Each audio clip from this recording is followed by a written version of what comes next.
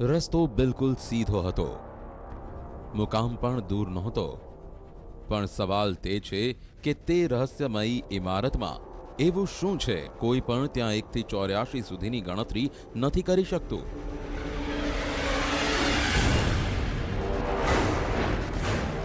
કહેવાય છે કે ઇમારતમાં 84 સ્તંભો અને 84 દરવાજા છે.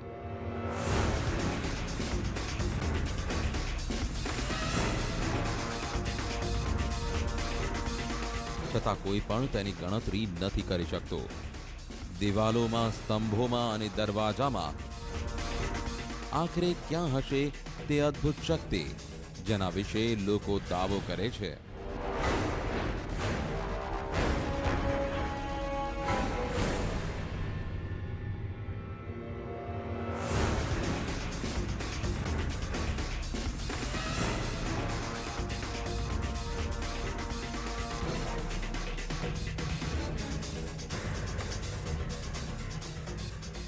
કહેવાય છે કે જે પણ અંદર જાય છે તે બહુ મોટા ભ્રમનો શિકાર બની જાય છે.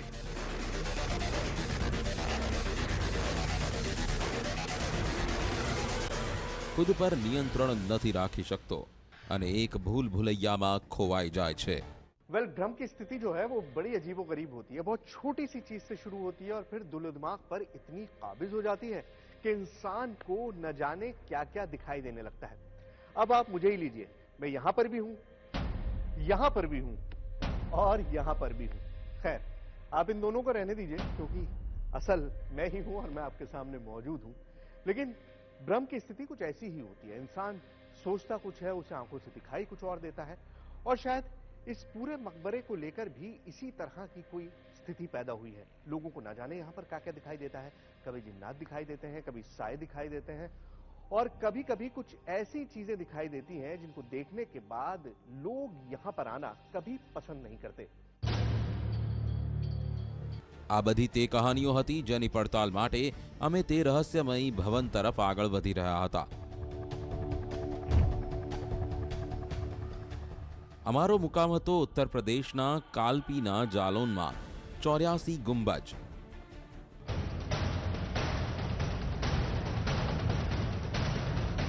અમારા મનમાં બસ એક જ સવાલ હતો કે લોકો ત્યાં જતા જ ગણતરી કેમ ભૂલી જાય છે અને જો કોઈ ગણતરી નથી કરી શકતું તો પછી તે જગ્યાનું નામ 84 ગુંબજ કેમ પડ્યો? રસ્તામાં એક ગામ હતું. અહીં 84 ગુંબજને લઈને લોકો પાસેથી વિચિત્ર વાતો સાંભળવા મળે, જેમાં જાણકારી ઓછી અને કહાનીઓ વધુ હતી. कुछ मानते हैं लोग कि कुछ जिन्नातों का ये अभी भी जो है सामान में जाने में शायद लोग डरते हैं। और एक हमने हमारे जालौन के मिलने वाले उनसे सुना है कि वो कहीं सुरंग भी है, इसके नीचे तलघर है। वो हमसे बता रहे थे कि मैं उसके नीचे गया हूँ और उसमें काफी कुछ जो है माल, सोना या जो भी हो वो है और कुछ सांप आप भी उसमें उसकी रक्षा में है, उस दौलत से। अच्छा, अब ये जहाँ से सुरंग हो ये हमें दिमाग से निकल रहा, पुरानी बात हो गई। उन्होंने हमसे बताया था कि जो है यहाँ से बहुत बहुत दौलत है इसमें 84 गुंबद के नीचे. ત્યાં અદૃશ્ય શક્તિઓ છે. ગમે તેટલો પણ તમે પ્રયાસ કરી લો, સ્તંભો અને દરવાજાઓની ગણતરી નથી થઈ શકતી. ઇમારતનો મુખ્ય ગુંબજ પણ નથી ટકી શકતો. વારંવાર બનાવવા છતાં તૂટી જાય છે.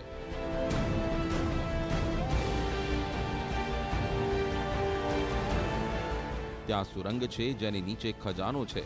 ખજાનાની રક્ષા કરે છે આ શક્તિ, વગેરે વગેરે. એક સવાલ પણ કેટલી બધી વાર્તાઓ સાંભળવા મળી ગઈ. હવે તો અમારે પણ તે ઇમારત સુધી પહોંચવાની ઉતાવળ હતી જ્યાંથી રહસ્યની આટલી બધી વાતો જોડાયેલી છે. થોડા કલાકોની યાત્રા બાદ અમે તે ઇમારતની સામે ઊભા હતા. એક નજરે જોતા તે મુગલ કાળનો કોઈ ખંડેર લાગી રહ્યો હતો. ઇતિહાસમાં તે 84 ગુંબજના નામે ઓળખાય છે. બહારથી ઇમારતના ગુંબજ દરવાજાની વચ્ચે બનેલો મકબરો સ્પષ્ટ નજરે પડી રહ્યો હતો. કોઈ વ્યસ્ત હાઈવેના છેડે એકદમ ખુલ્લામાં કોઈ ઐતિહાસિક ઇમારત સાથે આટલું મોટું રહસ્ય કેવી રીતે જોડાયેલું હોઈ શકે?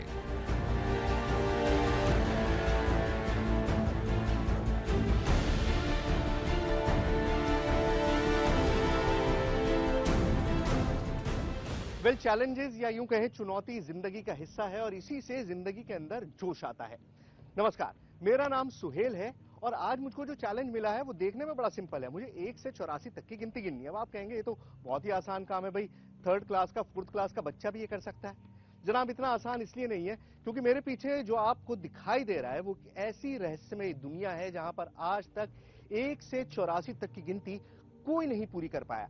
लोगों का कहना है कि आप यहां पर गिनते जाइए, दिन लगाइए, महीनों लगाइए, सालों लगाइए, लेकिन गिनती कभी पूरी नहीं होगी। और गिनती इसलिए पूरी नहीं होगी क्योंकि यहां पर एक ऐसा रहस्यमय जाल है जो इस गिनती को कभी भी पूरा नहीं करने देता है। क्या है इस 84 गुंबद का रहस्य और आखिर क्या है इसकी हकीकत, यही जानने के लिए हम आए हैं कालपी। तो आइए गिनते हैं 1 से 84 तक।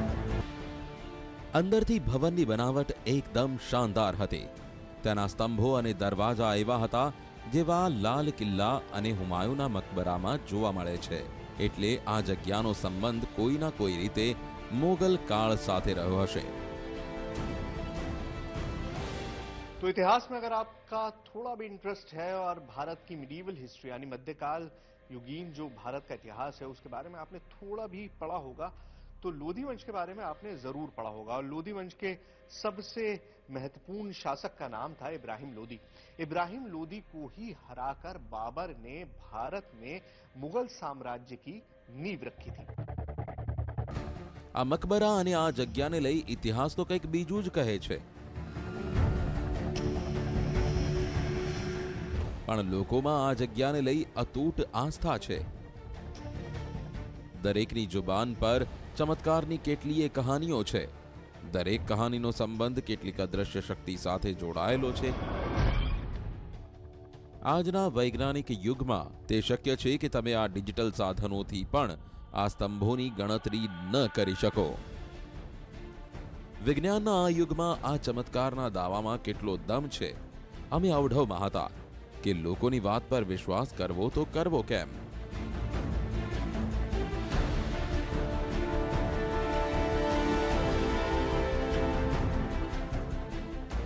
અમે પણ બીડું ઉપાડ્યું. આ કોયડો ઉકેલવાનો પડકાર ફેંકાયો તે અદ્રશ્ય શક્તિને. અમે તૈયાર હતા. આજે એક પ્રયાસ અમે પણ કરી લઈએ. આ સ્મારકના દરવાજાને અમે પણ ગણીશું.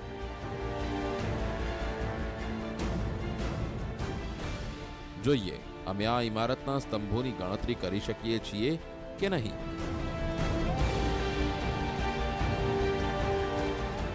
શું અમે પણ તે ભૂલ ભૂલામણીમાં ખોવાઈ જઈશું?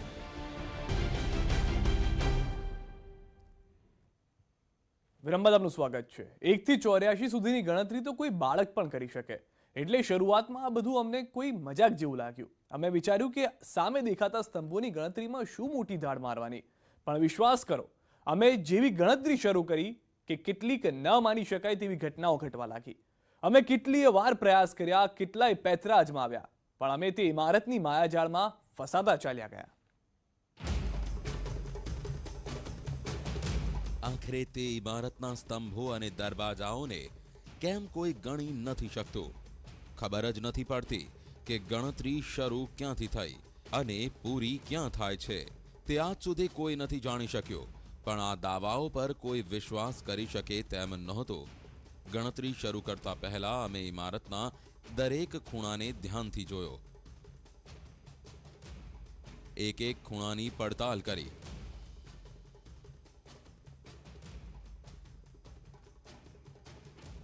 गौर से देखेंगे 84 गुंबद तो नाम है, लेकिन यहां पर आपको शतरंज की जो चाल होती है, शतरंज का जो चेस बोर्ड होता है, बिल्कुल वैसा ही एक रूप दिखाई देगा. उसी तरह के स्क्वायर्स दिखाई देंगे जिनमें शतरंज खेली जाती है. मान्यता ये भी है कि इसको पूरी तरह से शतरंज के उस चेस बोर्ड की तरह ही बनाया गया था. फर्क सिर्फ इतना है कि उसमें 64 खाने होते हैं और यहाँ पर 84 की बात होती है, 84 गुंबद की बात होती है. प्रॉब्लम यह है कि गुंबद यहाँ पर 4-5 है, 3 इधर है, 2-5 और उसी तरह से, और बीच में गुंबद है ही नहीं. तो वो बात जो गुंबद की होती है बार बार, वो असल में गुंबद नहीं है. ये जो गेट आपको दिखाई दे रहे हैं, ये जो दरवाजे आपको दिखाई दे रहे हैं, मेहराबें आपको दिखाई दे रही हैं, वो असल में 84 हैं. 84 हैं या नहीं है, कितनी गिनती है यही हमको करना है। સામાન્ય સ્તંભ જેવા જ આ સ્તંભ લાગી રહ્યા હતા તેવામાં એક ખાસ વાત નજરે પડી. અમને પણ તે જોઈને આંચકો લાગ્યો. અમે હવે ગણતરી શરૂ કરવાના હતા, પણ ગણતરી શરૂ કરતા પહેલા આપણે તે જાણી લઈએ કે ગણતરી કઈ વસ્તુની કરવાની છે. અમારે અહીં ગુંબજ નથી ગણવાના. અમારે અહીં દરવાજાના ઉપરના ભાગ જે મહેરાબ કહેવામાં આવે છે તેની ગણતરી કરવાની છે. કહેવાય છે કે આજ મહેરાબ અને દરવાજાઓની સંખ્યા 84 છે, જેને કારણે આ ઇમારતનું નામ 84 ગુંબજ પડ્યું. અમારી આતુરતા હવે વધી રહી હતી. અમે હવે આ દરવાજાઓની ગણતરી શરૂ કરી. 1 2 3 4 5 કરતા કરતા અમે 50 સુધી પહોંચી ગયા. પછી ગણતરીમાં ગડબડ થઈ. આ શું? 84 સ્તંભોની ગણતરી કરવી તો કેટલી સરળ હોય છે, પણ અમે ગોથું ખાઈ ગયા. અમે ફરી પાછી ગણતરી શરૂ કરી. ફરી 84 સ્તંભોની ગણતરીનો પ્રયાસ કર્યો. બીજી વાર સ્તંભોની ગણતરી 40 સુધી પહોંચી હતી. ત્યાં જ અમે દરવાજાઓની ભૂલ ભૂલામણીમાં ખોવાઈ ગયા. આવી રીતે અમે એક વાર નહીં પણ કેટલીય વાર ગણતરીનો પ્રયાસ કર્યો, પણ દરેક વખતે નિષ્ફળતા જ હાથ લાગી. બધું જ ગૂંચવાઈ ગયું હતું. અમે માથું ખંજવાળી રહ્યા હતા કે આ કેવી રીતે થઈ રહ્યું છે. 1 થી 84 સ્તંભોની ગણતરી તો સરળતાથી થવી જોઈએ, તેમાં કેમ અમને સફળતા નહોતી મળી રહી? કેમ અમે ગણતરી ભૂલી જતા હતા? કેમ અમે ગણતરીમાં ગોથા ખાઈ રહ્યા હતા? આ વાત અમને પણ હજુ સમજાતી નહોતી, પણ હજુ અમે હાર નહોતી માની. અમે હથિયાર હેઠા નહોતા મૂક્યા. અમે વિચારી રહ્યા હતા કે શું આ બધું તે અદ્રશ્ય શક્તિ કરી રહી છે, જેનો ઉલ્લેખ અહીંના લોકો વાર્તાઓ અને કહાનીઓમાં કરે છે? શું અહીંના દરવાજા સાચે જ પોતાની રીતે જગ્યા બદલી લે છે? આવું કેવી રીતે થઈ શકે? કોઈ ઇમારતના દરવાજા બદલાઈ શકે? એક જગ્યાએથી બીજી જગ્યાએ આપમેળે ખસી શકે? એકવાર ઇમારત બની જાય પછી તેનો આકાર અને સ્વરૂપ કેવી રીતે બદલાય? આ વાત તો અમારી સમજની બહાર હતી, પણ અમે અમારા મગજને ઠંડુ કર્યું. આ ઇમારતની જે બનાવટ હતી તેને ફરીથી ધ્યાનપૂર્વક નિહાળી. અમે હજુ હાર નહોતી માની. અમે નક્કી કર્યું કે આ રહસ્યને ઉકેલીને જ રહીશું. ये मत समझिएगा कि मुझे गिनती नहीं आती जनाब, गिनती मुझे पूरी आती है, लेकिन अंदर क्या हुआ उसको एक्सप्लेन करना बड़ा मुश्किल काम है. किस तरह से मैं आपको समझाऊं? मतलब मैं गिन रहा था और एकदम से मेरा जहन भटक गया, मेरा ख्याल कहीं और चला गया और गिनती बीच में छूट गई. लेकिन हार नहीं मानी है, चेकमेट जरूर हुआ है, दूसरी चाल चलेंगे. और अब मैं कोशिश ये कर रहा हूं कि कोई ऐसी चीज मंगाई जाए जिससे निशान लगाता चलूं, ताकि गिनती भूलने का कोई अवसर ही ना हो, कोई मौका ही ना हो. तो आने दीजिए, देखते हैं और फिर आपको दिखाते हैं कि हम वो गिनती पूरी कर पाएंगे या नहीं, जिसके बारे में कहा यह जाता है कि वो गिनती आज तक कोई पूरी नहीं कर पाया. અમે ઇમારતને ફરી ફરી નિહાળી. નક્કી કર્યું કે એવું શું છે જે અમને આ સ્તંભોની સીધી ગણતરી કરવામાં રોકી રહ્યું છે, અથવા એમ કહો કે આ ગણતરીમાં અમે કેમ ગોથું ખાઈ રહ્યા છીએ.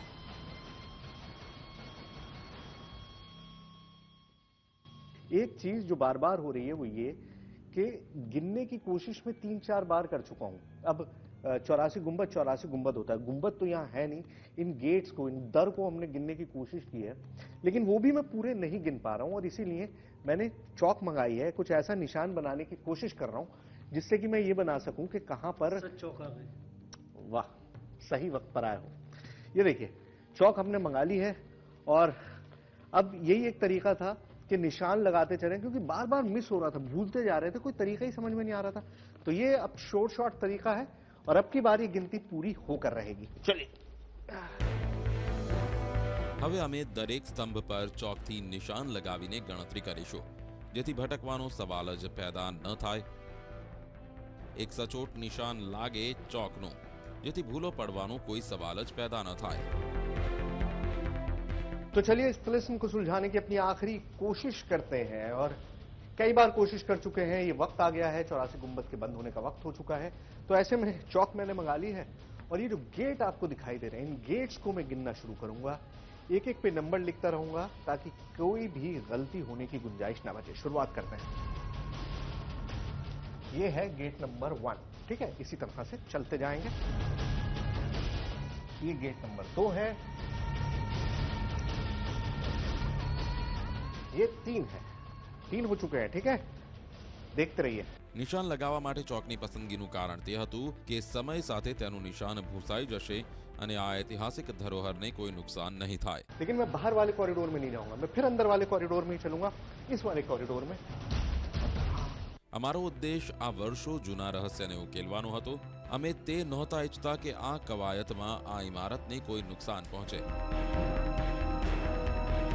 આ સ્તંભોની ગણતરી કરવામાં હજુ કોઈને સફળતા મળી નથી, પણ અમે નક્કી કર્યું કે અમે સફળ થઈને જ રહીશું।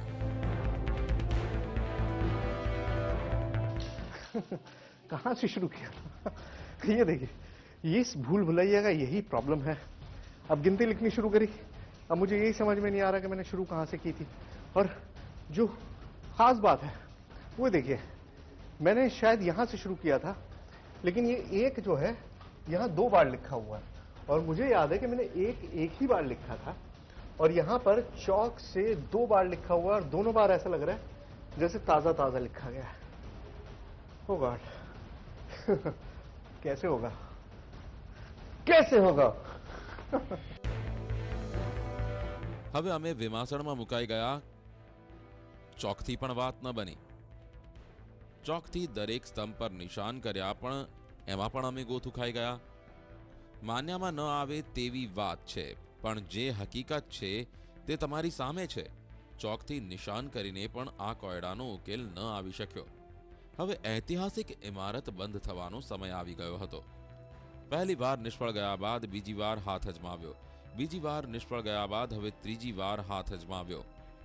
ત્રીજી વાર પણ અસફળતા જ હાથ લાગી, તો ચોથી વાર ચોકથી ઇમારતના દરવાજા પર નંબર લખીને આ કોયડો ઉકેલવામાં પૂરી તાકાત લગાવી દીધી। આટલું બધું કરવા છતાં પણ જે પરિણામ અમારી સામે આવ્યું તે અમે વિચારી શકીએ તેમ નહોતા। मैं आपको दिखाता हूं, बड़ी सरप्राइजिंग बात है। 4 बार कोशिश कर चुका हूं नंबर लिखने की। अब गौर से नोट कीजिएगा, ये एक पिलर है, इस पे 43 लिखा हुआ है। जब मैं इधर आया तो इसी पिलर पे 28 लिखा हुआ है, और जब मैं इधर आया तो इसी पिलर पे 67 लिखा हुआ है। लेकिन इतना ही नहीं है, 4 कोने हैं भाई साहब, तो चौथा कोना जो है उस पे 16 लिखा है। अब ये समझ से परे की बात है कि इसी पिलर पे मेरी ही हैंडराइटिंग है, मैंने ही लिखा है, एक ही पिलर पे 4 बार मैं गिनतियां लिख चुका हूं, और अभी तक मैं ये हिसाब नहीं लगा पाया हूं कि आखिर मैंने किस तरफ से शुरू किया था और किस तरफ से खत्म करना है। तो इन्हीं चीजों को सुपरनैचुरल भी कह सकते हैं, और आप ये भी कह सकते हैं कि शायद जिस शतरंज के बिसात की बात होती है कि 84 गुंबद को शतरंज के एक बिसात की तरह बनाया गया है, एक चेस बोर्ड की तरह बनाया गया है, तो ये वो शतरंज की बिसात है जिस पर इंसान चाहकर भी सिर्फ और सिर्फ शह और मात ही हासिल करता है। અમે પણ શું, તમે પણ આ નહીં વિચાર્યું હોય? સરળ લાગતી આ ગણતરી ગૂંચવાઈ થઈ, ગોથું ખાવા માંડે ભલભલા અહીં। અમારી પાસે સમય બિલકુલ નહોતો, પણ હાર અમે હજુ નહોતી માની। અમે ફરી ગણતરી શરૂ કરી। આ વખતે પણ ચોકથી જ ગણતરી કરી, પણ નંબરને સર્કલ મારીને, જેથી નિશાન યાદ રહે। અમે કોઈની આસ્થાને પડકારી નહોતા રહ્યા, પણ કેટલાક સવાલોના જવાબ તો અમારે મેળવવાના જ હતા। આ બધું કેવી રીતે થઈ રહ્યું છે? અમારે તો બસ તેની જ શોધ કરવાની હતી। ये वो कब्र है, मकबरा है, ये बिल्कुल सेंटर में है।